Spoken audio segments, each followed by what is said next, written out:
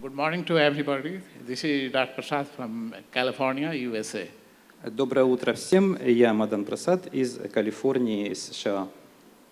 Firstly, I would like to thank Dr. Oras, who had me here to give this lecture today in Odessa, Ukraine, in Neurosymposium. It's a great pleasure, not only a great pleasure, but an honor to give this lecture today. И прежде всего я хочу поблагодарить организаторов за приглашение меня на эту лекцию. Это не только большое удовольствие, но и большая честь сделать эту презентацию на нейросимпозиуме в Одессе. And the topic has been selected as recent advances focused on assessment and treatment.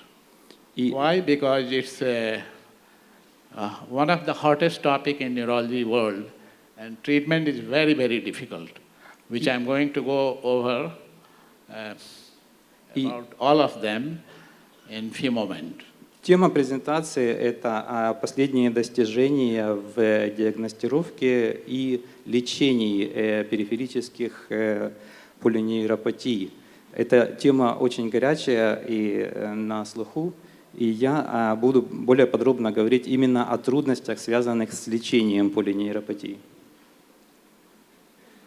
And in fact, I'm going to tell you about the recent advances which are published in recent journal of Green Journal of Neurology and other relevant neurology journals within 2 years. И на протяжении последних 2 лет я опубликовал вот эти тезисы, о которых я сегодня буду говорить, о последних достижениях в зеленом журнале нейрологии и других соответствующих профильных журналах.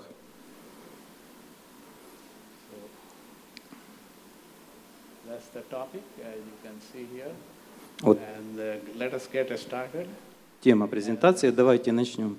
And this is one of the hospital where I'm affiliated to admit acute patients. Это одна из больниц, в которой госпитализируются острые пациенты у нас в Калифорнии. Although consultant, we decide whether to take the consult or not. And the next hospital is St. Joseph Hospital in Stockton. И мы решаем это на основании соответствующего согласия. Next slide talks about the disclosure. Еще I один. don't have any relevant disclosure to make for this talk today. И на следующей фото была фотография еще одного госпиталя. Следующий слайд посвящен отсутствию конфликта интересов. It is one of the requirements in our country to give disclosure before you start the CME lecture. В Америке перед чтением таких официальных публичных лекций это обязательное условие давать заявление об отсутствии конфликта интересов. Next. Talking about the review of the lecture, what it has. So what I'm going to do is starting with peripheral nervous system, just a brief neuroanatomy and clinical feature diagnosis and the treatment. Treatment will include current treatment as well as future direction, where we stand research-wise. Краткий план лекции – это соответствующие патологии периферической нервной системы и лечение этих патологий, краткое описание, в какой же точке мы находимся сейчас. And the prognosis and reference will be the conclusion. И в заключении будут прогнозы и список литературы. And this slide demonstrates the epidemiology in the United States. Current prevalence rate is 2.4% of general population. Out of that, 8% above 55-year-old adults. And здесь показана эпидемиология периферических нейропатий. В США примерно 2,4% общего населения страдают этими заболеваниями, и 8% людей старше 55 лет. And about 32.4 million U.S. population is suffering from peripheral neuropathy. That's a big chunk of population, which can make even a country in Europe. Общее количество населения, которое страдает разными периферическими нейропатиями в США, это 32 миллиона, больше 32 миллионов. Это большая доля населения. Например, для Европы это была бы уже тоже большая доля. Incidence-wise, it is 1.7 million. And these are the references. where studies were conducted to get this data. And the most current is everydayhealth.com/neuropathy. If you want to go for further information, go to this website and you will. Next slide is. Количество новых случаев 1,7 миллионов, а внизу этого слайда был показан веб-сайт, на котором постоянно обновляется эта информация, дается более подробная статистика. This is incidence prevalence according to the race and ethnicity. This does not discriminate race and ethnicity in peripheral neuropathy. As you can see here, the lowest non-Hispanic white population is the lowest, and the highest is American Indians and Alaskan natives is the highest. Распределение ПНП по расово-этничным признакам. Видите, наименьший процент у неиспанских, представителей неиспанских рас, и наибольший у американских индейцев и нативных жителей Аляски. And this other part of the slide demonstrates the graphic representation of the same ethnicity and race-wise diabetes. And the lower part you see, this is the breakdown. So we'll move on to the next slide. Это касается диабета, связанных с ним And this is the economic impact. There is enormous economic impact on the taxpayer dollars in the United States. As you can see, the study was conducted in California, the largest state in the US, and the color-coded area which shows 9 to 10% prevalence in this county, and other county which has intense color brownish, this one, has the highest prevalence. И здесь показан штат Калифорния и бремя от заболевания, экономические влияния на затраты денег налогоплательщиков. Более коричневым цветом выделен более высокий процент этого заболевания, соответственно, более высокие затраты несутся в этих частях Калифорнии. This study was conducted by CDC, Center for Disease Control and Prevention, and this another study was between 2003 to 2011. И это исследование было выполнено в соответствующие годы Центром контроля за заболеванием и подтверждено другим исследованием, выполняемым с 3 по 11 годы. So total dollar spent on treatment and investigation for peripheral neuropathy is about $46 billion, which may be a budget for small countries. И общая сумма, потраченная на исследование и лечение ПНП, составляет $46 миллиардов. Это может составлять целый бюджет небольшой страны. And this is most recent study conducted by IAF with collaboration of CDC.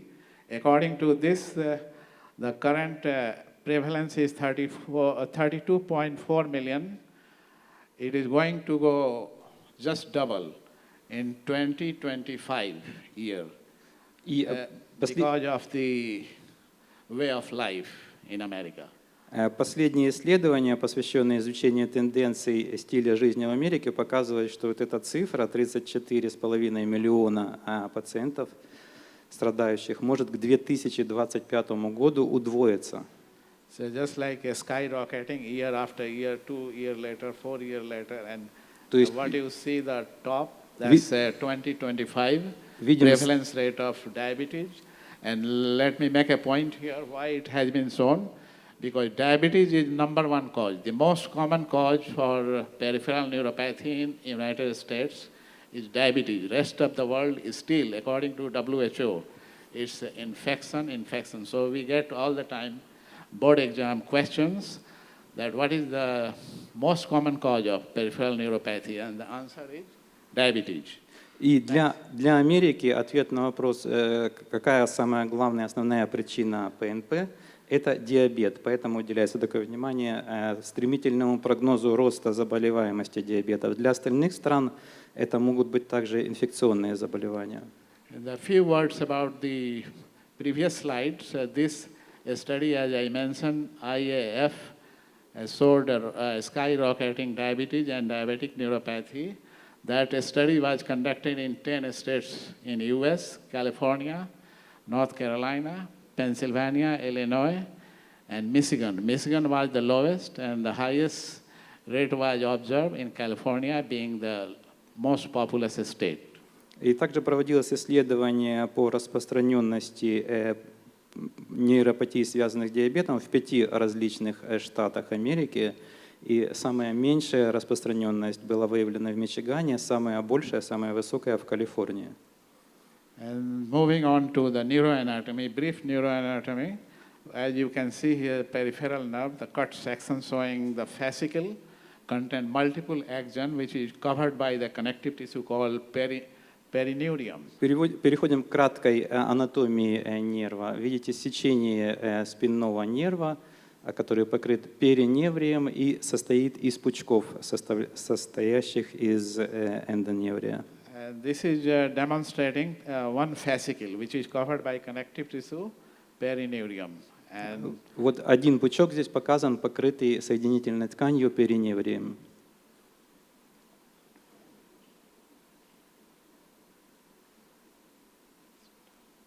And this slide talks about what are the parts of peripheral nerve. And the upper part, you see the cytone cell body containing the nucleus. In central, in peripheral part, there is chromatin granules, which are called Nissel's bodies. И здесь показана структура нерва. Это тело нерва сверху, и затем периферическая часть – это хроматиновые гранулы, которые называются тельца Нисля. And the axon, the longitudinal axon part is covered by myelin sheath, which are disrupted in between the two segments called node of Ranvier. And we are going to see the disease on that, what happens in the next slide. And this is the composition of nerve fiber. There are different fibers which make the nerve fiber. Продольный аксон покрыт миелиновой оболочкой, которая неравномерно распределена. Здесь структура самого нерва, который состоит из highly myelinated fiber, top one, which is alpha, A beta, 1A, 1B. Высокомиелинизированных волокон – это АА, B, 1А и 1Б. In brief, motor and sensory both are heavily myelinated fiber, which are affected in length-dependent peripheral neuropathy. And then the other fibers, which are A delta and B, pain and temperature, thinly myelinated. Unmyelinated fiber, C fiber, which we will go in more detail in upcoming slides. Эти высокомиелинизированные волокна, которые при полинейропатии страдают больше всего, отвечают за соответствующие функции, среднемиелинизированные за ощущение температуры и боли, и низкомиелинизированные за другие функции нервной проводимости. Now the clinical feature. Clinical feature, it does not discriminate the age of onset. Any age group can be affected. As you can see, according to the study in 1999, Medicare receiver had 8.9% neuropathy. И клинические проявления. Любая возрастная группа может быть подвержена полинейропатиям. Исследование 1999 года показывает, что более часто взрослое население подвержено. Среди него 8,9% составляет эта популяция.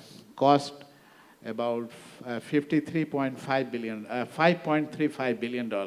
Sex, male, female, either one can be affected, and sign and symptom, as you can see, motor fiber affected, then motor symptoms, sensory symptom will be affected, and the autonomic failure will lead to all of these, what you are seeing in the bottom. So motor fiber affected, it can give positive and negative symptom.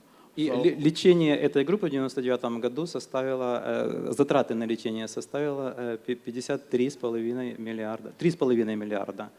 И признаки и симптомы подразделяются на моторные, сенсорные и автономные, которые могут быть как негативными, так и положительными. The negative symptom will be weakness, fatigue, hyporeflexia, and areflexia can be possible, cramps and tightness, as you can see in lower motor neuron lesion. И негативные симптомы – это слабость, усталость, гиперрефлексия, гипотония, арефлексия и судороги, а также напряженность. And positive symptoms will be myokymia, fasciculation, and loss of tone, loss of balance or coordination. Let us go to the sensory.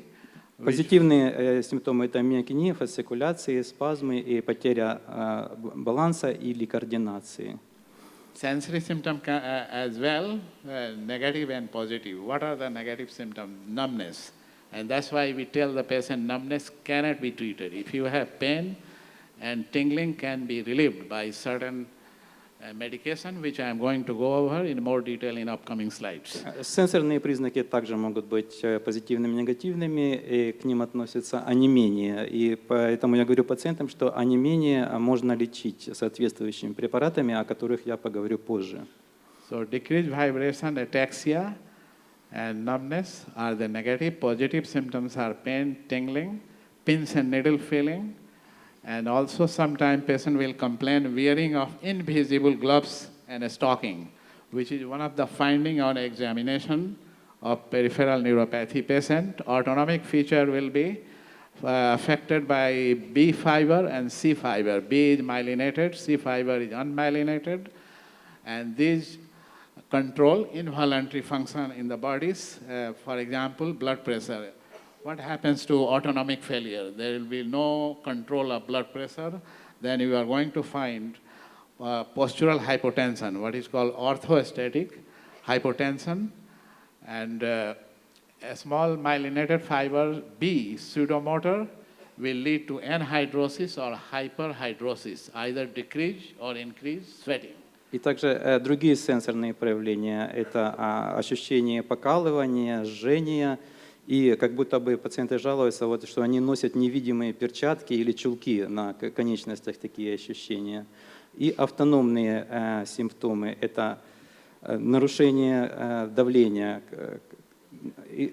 и сердечного, скорости сердцебиения, а также судомоторные признаки – это гипергидроз или, наоборот, обезвоживание, а также вазомоторные признаки – ощущение холода или обесцвечивания.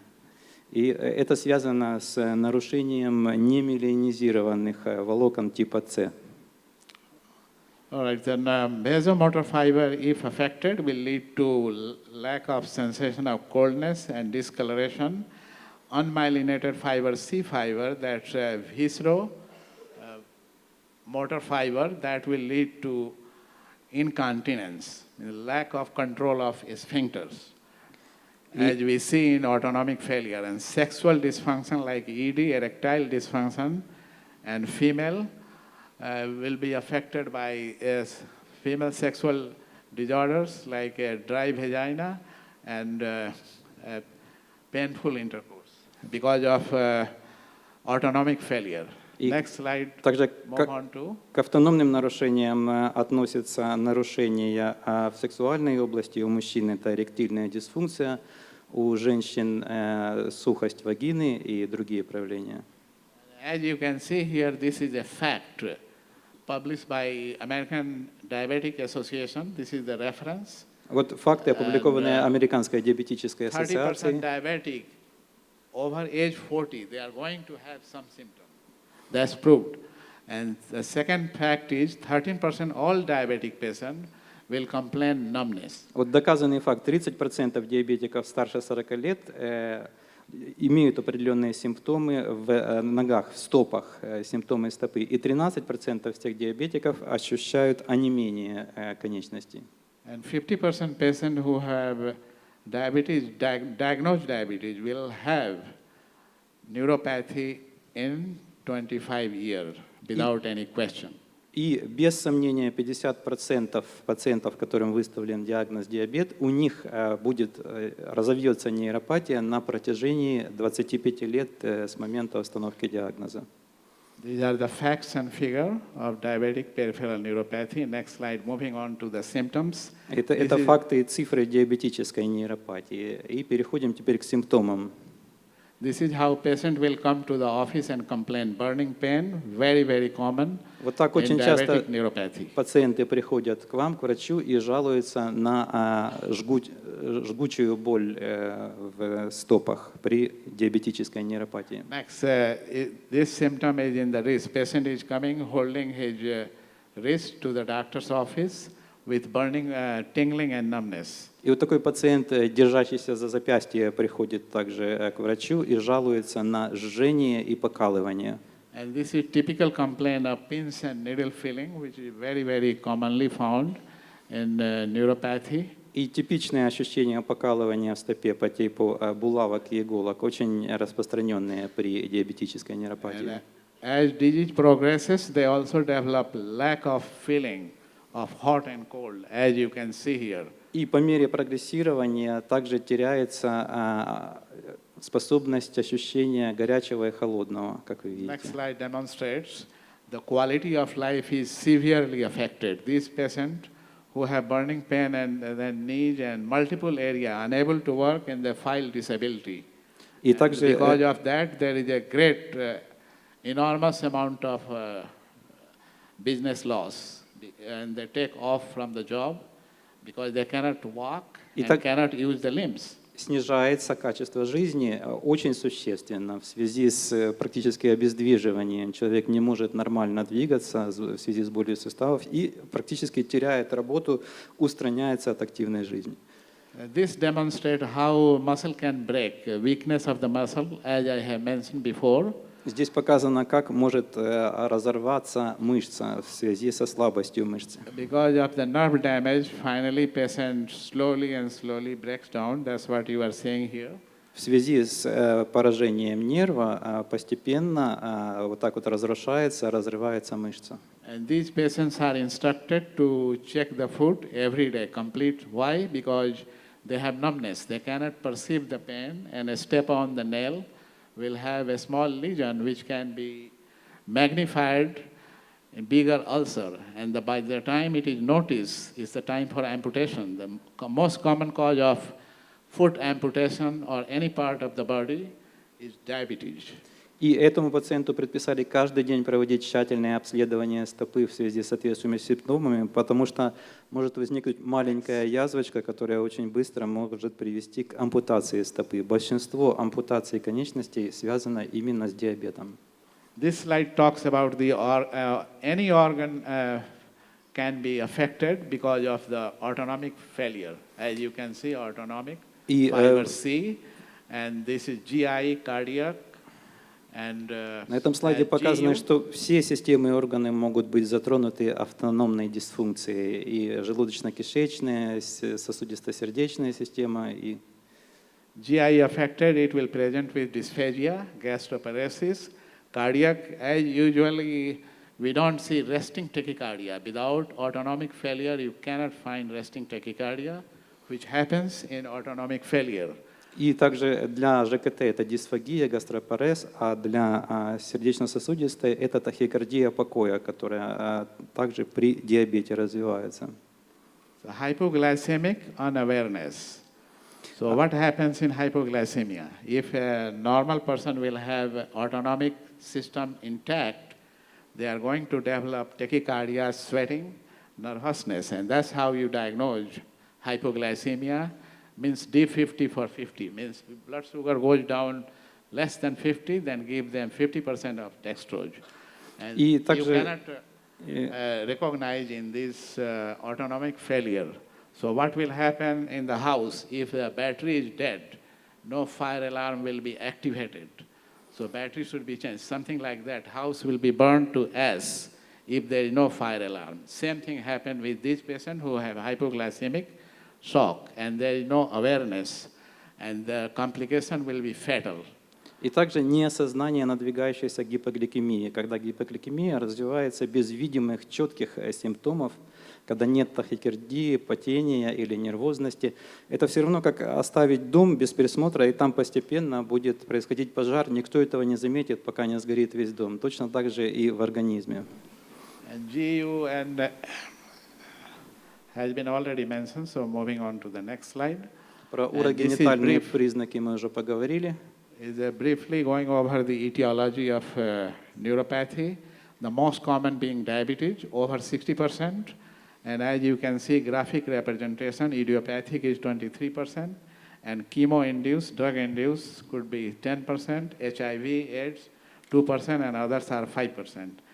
Next slide talks Здесь about... показана этиология нейропатий, и 60% это место диабета, развивается в связи с диабетом наряду с другими причинами.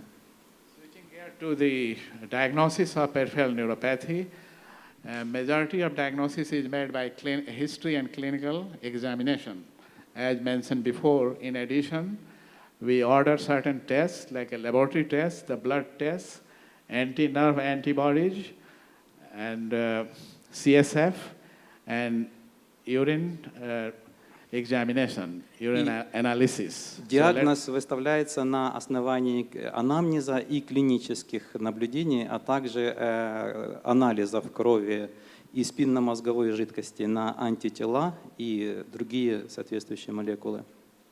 As we know that there are hundreds of causes of peripheral neuropathy, that's why you are seeing a battery of tests, not only one. Several tests should be done, like a CVC, SMA20, SPAP, serum protein electrophoresis, immunofixation electrophoresis, like MGUS and Poem syndrome. B12 deficiency, you have to order MMA, methyl malonic acid, and homocysteine level, hemoglobin A1C level, and GTT to diagnose diabetes. И разновидностей нейропатии существует большое количество, поэтому выполняются тесты на разные молекулы и разные тесты. Например, анализ на 20 компонентов крови и электрофорез, соответствующие типы электрофореза, а также исследования на разные молекулы. Other tests are VDRL for infection, syphilis, endocrinopathy, ANA for SLE, rheumatoid factor test, SA and B for sarcoid, phytanic acid for Rapsum disease, aryl sulfatase is that's a white matter disease, metachromatic leukodystrophy, that enzyme should be assessed, and porphobilinogen deaminase for porphyria cutia tarda, HIV test, and Lyme disease, where there is a suspicion for a Lyme disease, then we order antibody and then Western blot to confirm it. And next one is anti-Hu antibody, a small cell lung cancer. Также проводятся тесты на все возможные венерические заболевания, на красную системную волчанку, антитела к болезни Лайма и так далее. Также антитела к человеческим молекулам, собственная иммунорезистентность. So anti-GQ1B antibody test for MMN, Miller-Fisher syndrome, which is a variant of AIDP, what is called GBS. And и также тест на соответствующие антитела к моторным к ММН, то есть это синдром Гильермо-Барра. And the urine test will include electrophoresis and porphobilinogen level. 24-hour urine test is also imperative in case of heavy metal neuropathy, like lead, mercury, and thallium. И также тест, анализ мочи выполняется методом электрофореза и на порфобилиноген. Также 24-часовой анализ мочи на предмет полинейропатии, связанных с наличием тяжелых металлов, свинца, тория и ртути.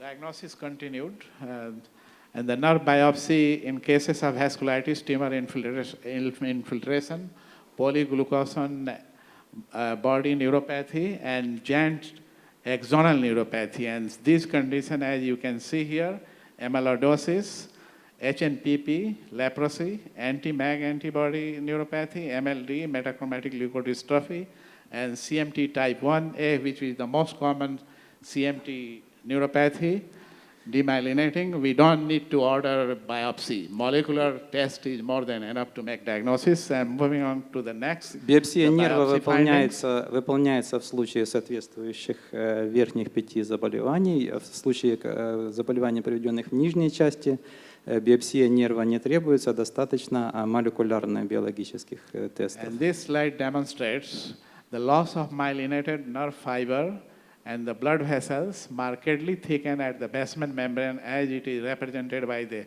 bold arrow, as you can see in the slide, which was stained with toluidine blue. And that's the lower. На этом is the слайде reference. показана потеря миелинированных волокон. So next slide talks about the peroneal nerve biopsy, which is needed in case of В vasculitis. следующем слайде показана биопсия малоберцового нерва, необходимая при васкулите. And that demonstrates transmural inflammatory cell infiltration, which obliterates the lumen of the blood vessels. And the other B, slide B tells you about some muscle has been also included, not only the nerve. Because Показан трансмуральный инфильтрат воспалительных клеток с облитерацией просвета. so why do we use partial muscle? The peroneus brevis muscle has been also included in this section B, because it will give high yield for diagnosis. И мы Next. используем также и малоберцовую мышцу здесь. Она помогает лучше определить диагноз. And sural nerve biopsy demonstrates perivascular endoneurial infiltration of the tumor cell. И биопсия сурального нерва помогает при определении периваскулярной и эндонеуриальной инфильтрации опухолевых клеток. And that's the reference in the below. And the next slide talks about the polyglucosan body. Следующий And this- слайд показывает полиглюкозные тельца, полигликозанные тельца. And what you are seeing, the blue, intense blue, rounded body, these are polyglucosan body. It can deposit any part of nervous system. Эти тельца, вот показанные, give rise- выделены темно-синим цветом, могут отлагаться в любой части периферической нервной системы. And that can lead to devastating lesion, polyneuropathy. And the next one is И это может приводить к дистальным полинейропатиям. hexacarbon toxicity. Where can we find it? Those who are glue sniffer, they sniff some toxin and that leads to lesion of peripheral nervous system, especially the axon. And what you are seeing here is the Гексокарбонная swollen токсичность. axons. Когда люди вдыхают токсины в большом количестве, вот здесь происходит потеря миелинизированных волокон. And these findings are electron microscopy, and this has been found to be more than 10 nanometers swollen axons. И образуется вот такой рост аксонов злокачественный, и это прямые показания электронного микроскопа. This is another section for a biopsy CMT1, although we don't need to do, however, I have included just to demonstrate. Еще одно сечение биопсия нерва при болезни Шарко-Марии-Тута. Но, как мы уже говорили, здесь биопсия нерва не нужна, я просто для примера включил этот слайд. So what you are seeing here in the center, there is a demyelinated fiber, because it's a demyelinating disease. Здесь мы And очень it is хорошо видим covered by concentric демиелинизированное волокно, потому что это демиелинизирующее заболевание, которое происходит вот такими концентрическими кругами, демиелинизация. concentric processes which are proliferation of Schwann cell, they look like an onion cut appearance. That's why it is known as. Вот в виде как бы лука, цибулины выглядят такая пролиферация шванновских клеток, вот такой процесс концентрический. All right, next. And this slide demonstrates the skin biopsy. Why it is done? Because a small fiber neuropathy, nerve conduction study is absolutely normal. It doesn't mean patient does not have neuropathy. They may have because of this reason. И здесь показана биопсия кожи. Почему она выполняется? Потому что в случае мелковолоконной нейропатии проявлений на самих нервах можно не обнаружить. Необходима вот такая биопсия кожи на поверхности. This biopsy we do in the office, take a skin punch biopsy about 1 to 2 millimeter of skin, which will include epidermal level. Мы проводим And- офисную биопсию на 1-2 мм, делаем биопсию, включая эпидермис, забираем. And you see here the electron microscopy picture, which reveals total number of epidermal nerve fiber density here in 1 millimeter length of nerve fiber about 5. If it is less than 9, diagnosis is made, confirmed. И The здесь, patient has a small fiber neuropathy. здесь мы видим, что на 1 мм кожи имеется 5 нервов, мелковолоконных нервов. Если это меньше, чем 9 нервов, то подтверждается диагноз мелковолоконной нейропатии, то есть пороговое значение 9. Okay, moving to the next slide, and this is still continuation of diagnosis. So a skeletal survey is done in case of MGUS also in Poem syndrome, and you demonstrate IgG and IgA on serum, protein, electrophoresis test or immunofixation, electrophoresis genetic test, as I mentioned before, molecular test for CMT1. И продолжаем с диагнозом. Выполняется исследование скелета на иммуноглобулины G и I. Делается электрофорезис протеина сыворотки или электрофорезис с иммунофиксацией, как я говорил раньше. So, for example, molecular analysis, where it is imperative to do, like CMT type 1A, what you are going to find, PMP gene mutation, number 22 on chromosome number 17. What happens in CMT type 1A? There is a duplication of this mutant gene, whereas there is a deletion. При заболевании Шарком Марии-Тута типа 1А происходит дупликация гена PMP22, находящегося на 17-й хромосоме. А при наследственной нейропатии с давлением нерва, наоборот, делеция гена PMP22. So if it is duplication, disease is different. CMT type 1A, if it is deletion, it's going to be HNPP, means hereditary neuropathy liability to pressure palsy, which has deletion of PMP mutant gene number 22 on chromosome 17, CMTX, connexin 32, CMT type 2 is axonal, and the molecular test is MFN2. TTR stands for transthyretin type 1, which is familial amyloid neuropathy, FAP. Также для диагноза CMT, связанного с X, выполняется анализ на коннексин 32, CMT второго типа, на MFN2. И также определяется анализ на транстиректин при первом типе и при семейной амилоидной нейропатии. Now, the most important diagnostic tool is electrodiagnosis. That includes nerve conduction test and electromyography. As you can see, наиболее важный диагностический инструмент – это электродиагностический, включая ЭМГ и исследование нервной проводимости. For diagnosis of neuropathy, it is called gold standard test. Why it is? Because it can delineate the level of lesion. Let us say, for example, lesion is at root. SNP, sensory nerve action potential, will be normal. Такие исследования помогают прежде всего в локализации поражения на уровне корешка, сплетения или какого-то участка уже самого нерва периферически. And then the peripheral nerves, if you have to demonstrate plexopathy, then motor sensory fiber, both will be affected. That's the difference between the radiculopathy and plexopathy. Если хотим дифференцировать поражение моторных нервов, то это моторная нейропатия, отличающаяся от плексопатии. And this test also delineates whether lesion is NMJ, neuromuscular junctions, such as myasthenic syndrome and myasthenia gravis. И также отличается от МНД, миастенического синдрома, миастения гравис. It will tell you whether it is mononeuropathy, one nerve is involved, or multiple nerves are involved, mononeuritis multiplex. А также подсказывает это исследование, будет ли это мононейропатия, то есть один нерв поражен, или полинейропатия, когда несколько нервов в разных частях одновременно поражены. It could be symmetric or asymmetric and determine the pathology, whether it is axonal neuropathy or demyelinating neuropathy. Также может быть патология симметричной и асимметричной в зависимости от характера поражения аксонов или демиелинизация нерва.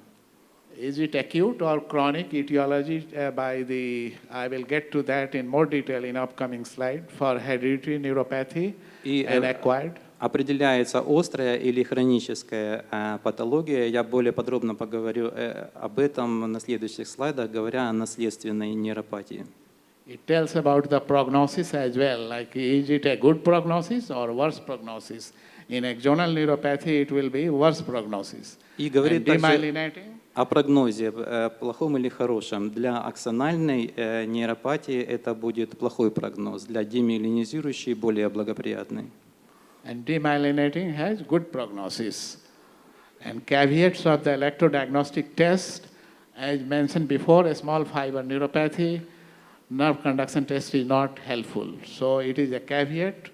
And the axonal motor neuropathy and neuronopathy, it will can reduce the conduction velocity to a level of 80% of lower level of normal value in axonal neuropathy. Для мелковолоконной нейропатии этот тест показывает норму, и для случая КСАРТ 80% показывает аномалию. При аксонной моторной нейропатии скорость проведения может снижаться до 80% для нижних нейронов.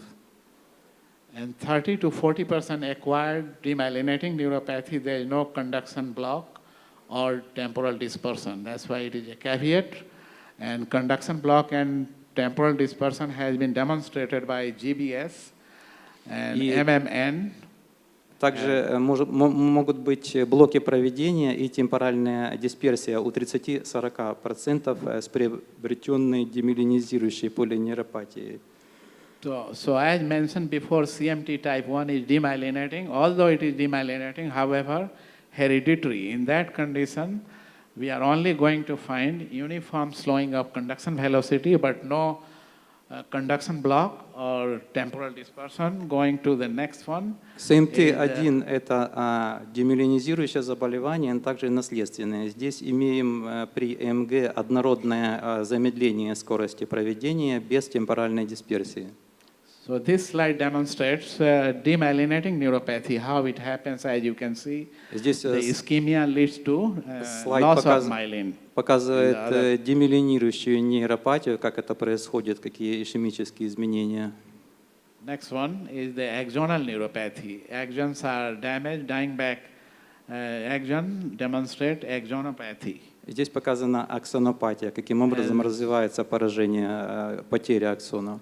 This slide tells you about the conduction block and temporal dispersion. In the top, it shows the normal, and below, there is a loss of amplitude, more than 50% of distal to proximal, equal to conduction block. Здесь показано demyelinating neuropathy. Блок проведения, темпоральная дисперсия. Вверху норма, потом внизу 50% потери. Это указывает на блок проведения. And bottom trace shows temporal dispersion, means configuration of the curve will be distorted in case of demyelinating neuropathies. А нижняя часть – это в случае искажения структуры, демиелинизирующая нейропатия, опять же, темпоральная дисперсия. It demonstrates how uniform reduction of the velocity. Этот слайд показывает однородное снижение скорости, замедление скорости проведения. And the next one is moving on to the current treatment option. What are the current treatment options for neuropathy? Теперь перейдем к текущим современным вариантам лечения полинейропатии. Symptomatic treatment, interventional and hereditary neuropathy. And let us start with the symptomatic. Начнем с симптоматического лечения. So just if there is no cause found, then just treat the neuropathic pain by different medication, which we will get to that. Если нет другой причины определенной, то просто лечим нейропатическую боль различными препаратами соответствующими. adaptive equipments like, for example, CTS, ulnar neuropathy, foot drop, or wrist drop. You put a patient with the wrist splint, ulnar splint, or AFOG. Или соответствующее адаптирующее оборудование в случае КТС, защепление локтевого нерва, свисание запястья или стопы, соответствующие ортезы применяются. Most common mononeuropathy is CTS, Наиболее carpal часто tunnel syndrome. встречающаяся нейропатия – это запястный туннельный синдром. We have three options to treat the patient based on electrodiagnostic test. Is it mildly involved, moderately involved, or severely involved? So mildly involved cases, apply the wrist brace. И And в also, зависимости от степени поражения имеем три варианта лечения. and moderate cases, corticosteroid injection in carpal tunnel. What it does, it reduces the edema, compression of the nerve, and patient gets relief of carpal tunnel. It takes about 2 to 3 months. Опять же, в слабой степени применяем напульсник, средняя степень выраженности кортикостероиды и наиболее сильное хирургическое освобождение, которое снимает отек и освобождает нерв.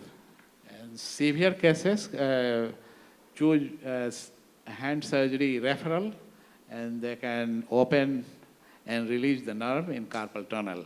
Interventional, treat the underlying cause. Hereditary, there is no treatment available, but there is a drug which is in pipeline, which I will go to in the next slides. That's called PXT 3003. Интервенционное, то есть лечение вмешательства, когда мы лечим болезнь, которая является причиной этой нейропатии, для того, чтобы устранить саму нейропатию. И теперь поговорим о наследственной нейропатии. And next hereditary neuropathy, polyneuropathy is familial amyloid polyneuropathy, FAF, which is autosomal dominant, and the mutant gene is TTR, hereditary, means H, TTR. Семейная амилоидная полинейропатия с автономно-доминантным типом наследования и с мутацией гена, отвечающего за ТТР, трансдиректин. It can be very soon devastating and very progressive, Это может and быть with a fatal outcome. очень быстро прогрессирующее, очень разрушающее заболевание. So we have some recent advances which are made, and 2 drugs are approved by FDA in US. One is enotersen, and other one is pesitran, which I'm going to go in more detail in upcoming slides. И я более подробно расскажу о успехах в лечении этого заболевания с помощью 2 препаратов, одобренных FDA. The mechanism of action of both drugs, actually it is a antisense compound, oligonucleotide, directly attack the mutant gene and disrupt the amyloid formation. As you can know that tetramer protein misfolded, and this misfolded protein gets deposited in different organs such as liver, heart, kidney, and skin, and the peripheral nerve. That's how it gives rise. Polyneuropathy. So what happens if we attack? Механизм действия этих обоих препаратов состоит в том, что они связываются с мутантным геном, который отвечает за выработку белка, который неправильно сворачивается и затем отлагается во всех возможных органах и тканях организма. These 2 medications attack to the mutant gene and also disrupt deposition of amyloid, and that's how patient is cured by these 2 medications, what is called antisense oligonucleotide, and this basis has been also investigated in ALS. И таким образом прерывается вот такое производство и отложение амилоидов. Более не развиваются амилоидные бляшки. This slide talks about the блокируется действие мутантного гена, мутировавшего гена. Diabetic polyneuropathy, right from the pathophysiology, clinical feature, prevention, and the best treatment. Поговорим о диабетической нейропатии, о профилактике и наилучшем лечении с патофизиологической точки зрения. And this patient, as you know, the brain is a complex organ which has to and fro information by millions and billions of neurons and axons. Мы знаем, что органы обмениваются огромное Going back to количество информации через миллиарды нейронов, через их аксоны. Can you turn on the video? А Video clip. Можно видео полностью показать, клип? Video clip, this will Не tell останавливая. everything, but mute the sound. И без звука просто.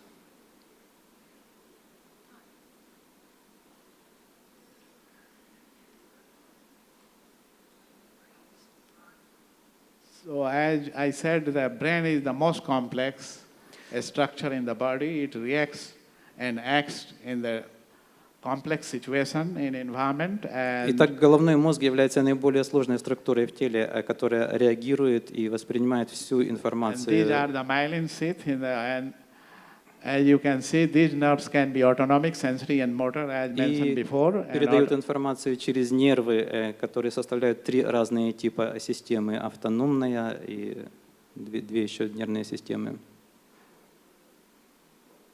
so motor nerve contracts the muscle, get information from the brain to the muscle Моторные and control the нервы muscle. сокращают мышцы и отвечают за движение мышц. And this one demonstrates the pathophysiology of diabetic neuropathy. What happened? Excessive glucose in the blood Здесь leaks out from показана the blood vessel damage. патофизиология диабетической нейропатии. Что происходит при наличии избытка непотребленной глюкозы в крови? And once excessive glucose, it damages the myelin sheath and nerve makes it unable to pass the impulse or decrease the Избыток impulse. глюкозы поражает миелиновую оболочку, As we see и here, нервы теряют свою способность передавать There is a сигнал. leaking of the blood sugar and depositing to the myelin sheath, and that's how it can do both Глюкоза выходит demyelinating and axonal neuropathy. из кровеносных сосудов и отлагается на миелиновой оболочке. Таким образом происходит повреждение нервов. So these are the symptoms, as you can see here. Видите симптомы: пониженное давление, Diabetic запоры, neuropathy. боль, It depends on анемия. the nerve fiber involvement. Это зависит от степени вовлечения нервных волокон. So what is the best prevention of diabetic neuropathy is controlling the weight, quitting the smoking, Наилучшая профилактика And диабетической being active. нейропатии — контроль веса, бросить курить, если это курильщик, и вести активный образ жизни. and best prevention is maintaining normal blood sugar level, and most of the diabetic can lower the chance of having diabetic neuropathy in future. Путем также поддержания нормального уровня сахара в крови и с помощью соответствующих препаратов, таких как диуретики. So the next one is as mentioned before, symptomatic treatment of neuropathy as such. There are three levels of drugs available. First line is antidepressant tricyclic, Cymbalta. Second line, if first line failed, then use the second line, gabapentin or Lyrica or AED, anti-epileptic medications such as Tegretol or Topiramate. Видим, Third line is Mexiletin, which is sodium channel blocker. Три линии лечения симптоматического нейропатической боли. В первой линии антидепрессанты, трициклические и цимбальта. Вторая линия габапентин, лирика и противоэпилептические препараты тегретол, топирамат. И третья линия мексилетин и трамадол и лидодерм. 5% пластырь. And other medication, tramadol acts like a narcotic. So, but be cautious. Take home message is it should not be given those patients who have potential to have seizure because it reduces the threshold for the seizure. So this should be contraindicated in a patient who has history of seizure. Трамадол является наркотическим средством, его необходимо применять с осторожностью, потому что он может провоцировать судороги. То есть у пациентов, склонных к судорогам, надо очень осторожно применять этот препарат. Lidocaine in very severe kind of neuropathic pain you can use, but try to avoid. It is 5% patch given to the patient every 72 hours. Next. И при очень сильной боли можно применять лидокаин.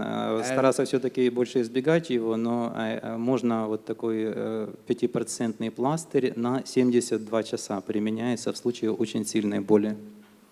And this slide demonstrates different type of immune-mediated polyneuropathy. That you see this side is the therapy and other side is the different type of peripheral neuropathy, such as corticosteroid is the first line of treatment of CIDP, and vasculitic neuropathy, azathioprine, second line CIDP if corticosteroid does not work, and cyclophosphamide for vasculitic neuropathy, CIDP, На этом слайде показано лечение иммуномедиированных полинейропатий. Слева лечение, то есть препараты какие или процедуры, и справа тип полинейропатии, для которой применяется это лечение или препарат. If all above three do not work, then use cyclosporine for CIDP, and IVIG works for most of the immune-mediated polyneuropathy except DADS. The AIDP, CIDP, MMN, MADSM. MADSM stands for multiple acquired demyelinating sensory and motor neuropathy. Если первые три препарата, кортикостероиды, азатиоприн и циклофосфамиды не действуют, тогда можно попробовать циклоспорин.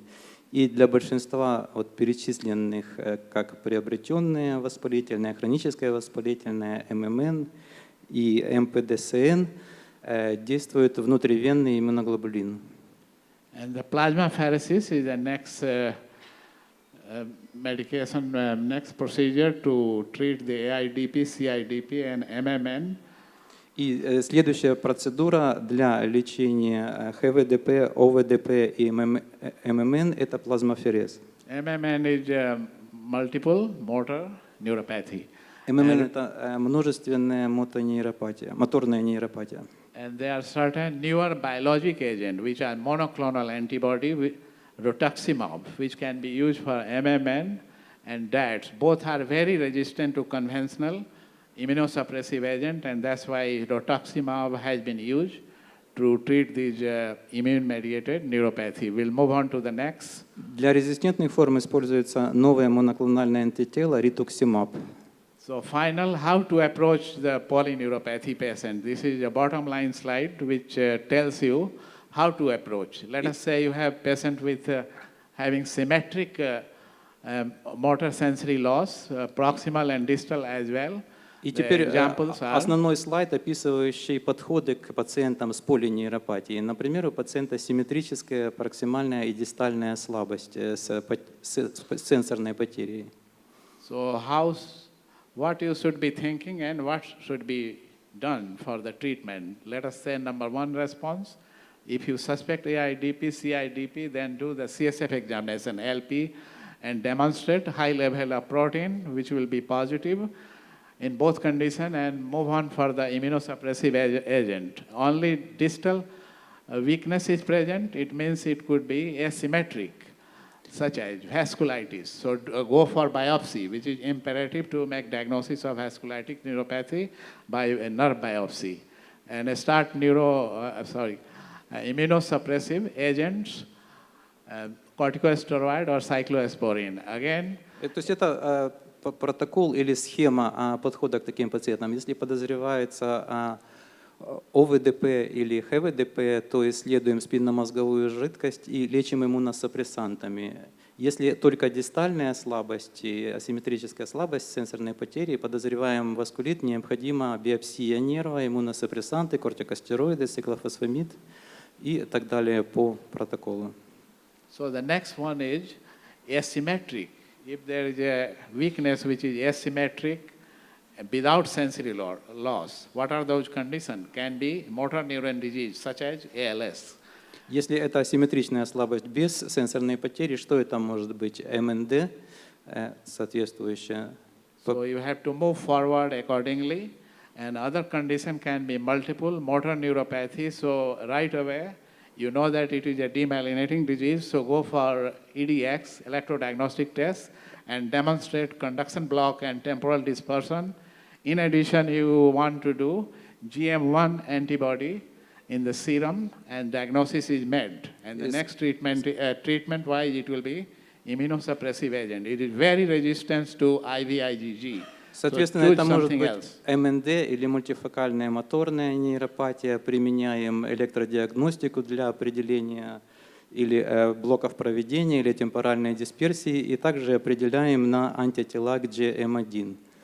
So next one is the symmetric involvement with sensory loss, such as vasculitis. Vasculitis can be both asymmetric and symmetric. So again, biopsy is the next step, and treatment by immunosuppressive agent and symmetric weakness. Without sensory loss, it can be present in hereditary neuropathy. И So what to do next? Do the следующее может быть симметричная нейропатия с сенсорной потерей. Это может быть васкулит. Васкулит может быть как симметричный, так и асимметричный. Тогда проводим биопсию нерва и лечим иммуносупрессантами. Следующее может быть симметричная слабость без потери сенсорной. И это уже может быть наследственная нейропатия. Опять же проводим электродиагностику и лечим соответствующими препаратами. So for this sensory neuropathy, directly we go to EDX and demonstrate symmetric slowing down of conduction velocity. That happens only in hereditary neuropathy. И с помощью электродиагностики наблюдаем симметричное замедление проводимости нервной. Это происходит только при наследственной нейропатии. And as mentioned before, there is no treatment available except symptomatic, like AFOs or correction of the deformity by surgery, orthopedic surgery, hammer toe and others, and only sensory loss, where can you have it? Such as lung cancer, a small cell cancer, lung carcinoma, a small cell lung cancer. So do the symptomatic treatment, remove the tumor, and if there is involvement of sensory loss as well as upper motor neuron lesion, that suspicion should be B12 deficiency. Very commonly it is found. So just do the blood test and prove it, and start B12 level, B12 supplement, and you treat the patient.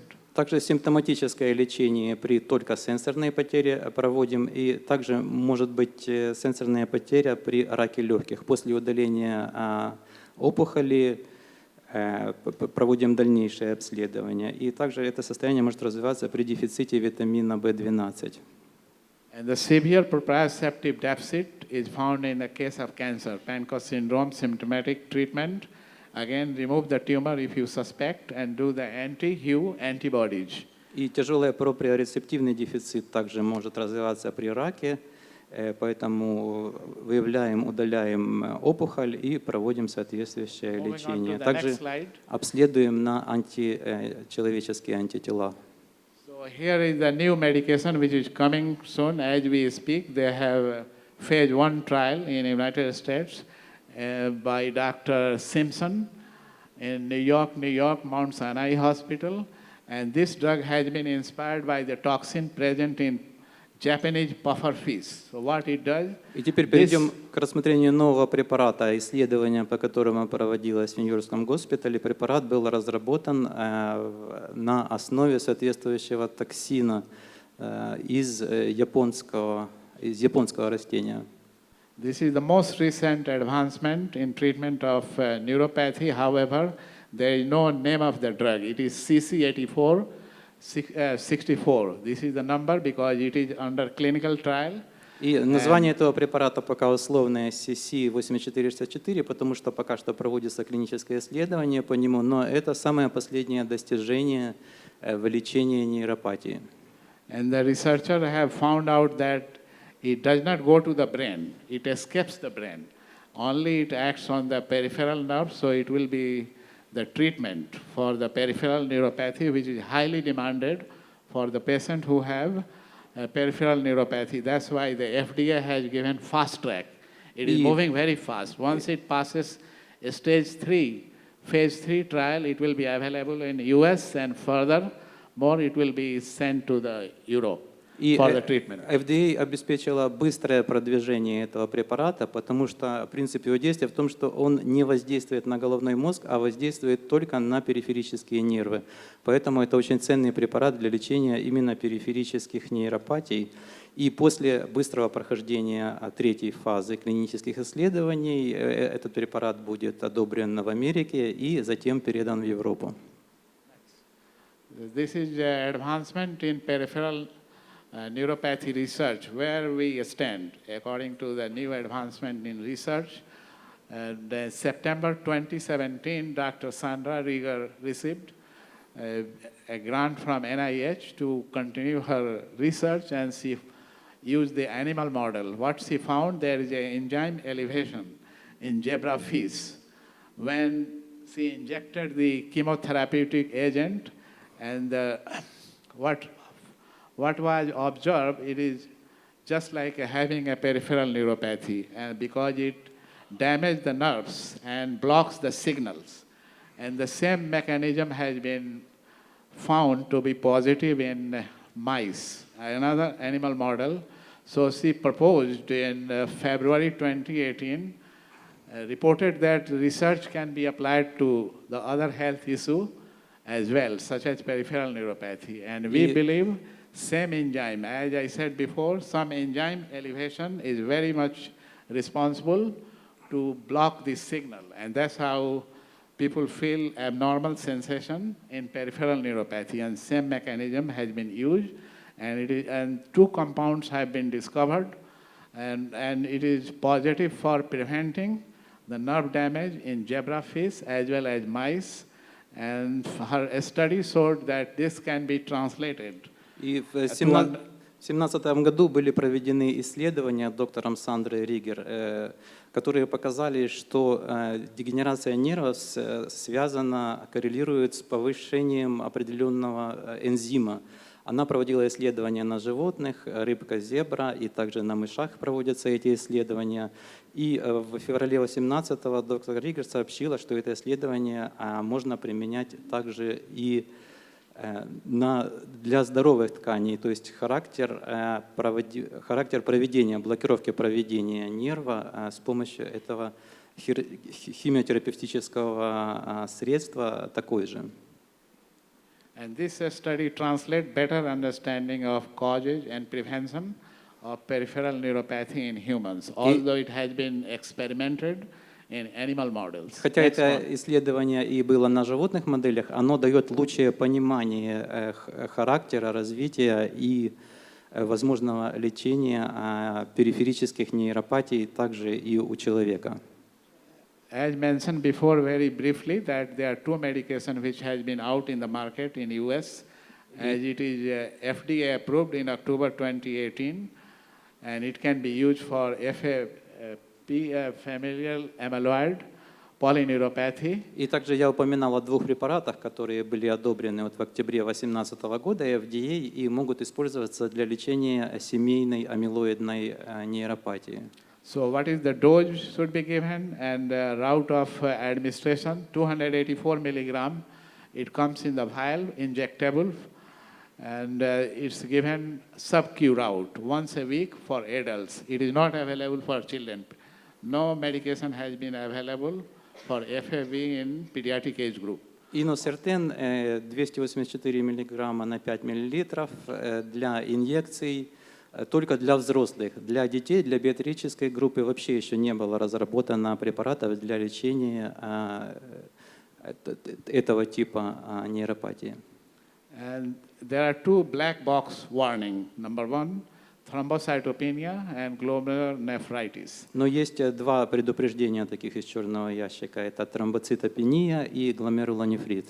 So if this medication is given to the patient with polyneuropathy or neuropathy, they should be under monitoring, laboratory monitoring for platelet level, INR, and the renal function test. Поэтому пациенты, которые применяют этот препарат, необходимо мониторить на уровень тромбоцитов и на почечные тесты, на предмет почечной функции. The second medication is called patisiran. Patisiran also works in the same mechanism by inhibiting messenger RNA, and that's how it inhibits transcription of protein and no misfolding of protein and no amyloid deposition. That's how patient relieves with polyneuropathy, and dose is 0.3 milligram per kg body weight, IV infusion, whereas inoceteran is sub-Q.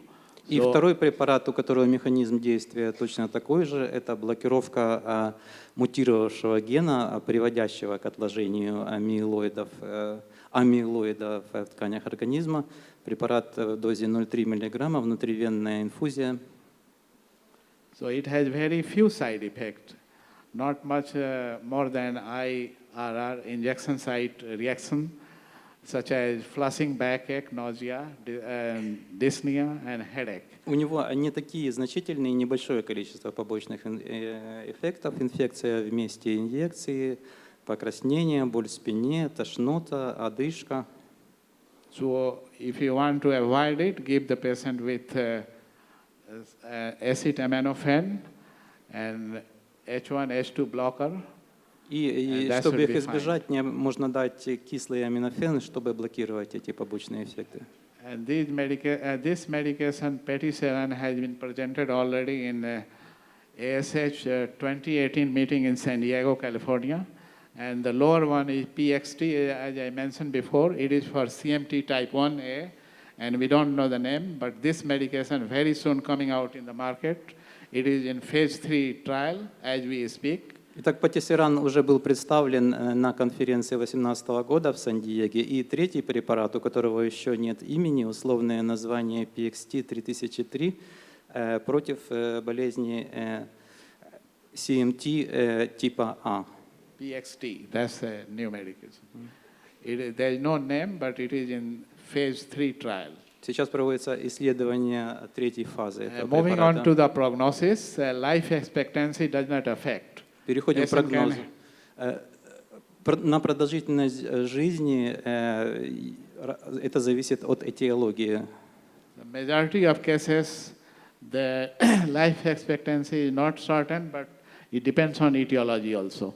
В большинстве случаев не влияет на продолжительность жизни, то есть неопределенно влияет на ожидаемую продолжительность жизни. And protected course of the neuropathy depends on the cause of neuropathy, etiology. Usually it is slow growing, weeks to years in axonal, whereas months to year in demyelinating. Demyelinating is better than having axonal because it improves faster than axonal. And the best cases has been found damaged nerves regenerate. If nerve is regenerated, you got rid of the symptoms. Once nerves are damaged, never regenerate fully. Depends upon the age of the patient, stage of health, and extent of the damage. Также течение заболевания при демиелинизирующей нейропатии может продолжаться от недели до нескольких лет. При поражении аксонов гораздо дольше может продолжаться и также зависит от характера поражения, полное или частичное. При частичном поражении нерв может регенерировать, но при повреждении нерва он уже никогда полностью не регенерирует. And certain neuropathies such as endocrinopathy like hypothyroidism and diabetes, if control the diabetes, you can cure the peripheral neuropathy. However, there is no radical treatment of diabetes, so it will be very, very difficult. А некоторые нейропатии, если бы удалось достичь полного контроля диабета, то и соответствующая нейропатия исчезает. Но полного излечения диабета, к сожалению, еще не существует. Поэтому это очень серьезная проблема диабетические нейропатии. So, as I have mentioned before, prognosis depends on the etiology. So, next one is hereditary, CMT type 1. There is no treatment available except physical therapy, occupational therapy, adaptive devices, like AFO, or no cure. Для наследственной нейропатии СМТ не существует лечения, кроме трудотерапии или физиотерапии и соответствующих ортезов, адаптационных устройств. То есть лечения нет. Other things also matters, like a timely referral to the specialist neurologist, like a neuromuscular specialist before complete nerve has been damaged by peripheral neuropathy. Moving on to the next. И также очень важно вовремя обратиться к соответствующему специалисту-нейрологу до того, как произойдет полное поражение, полное повреждение нерва. От этого зависит благоприятность прогноза. So these are the references utilized to support this presentation for today's talk. Эту литературу я использовал для подготовки сегодняшней презентации.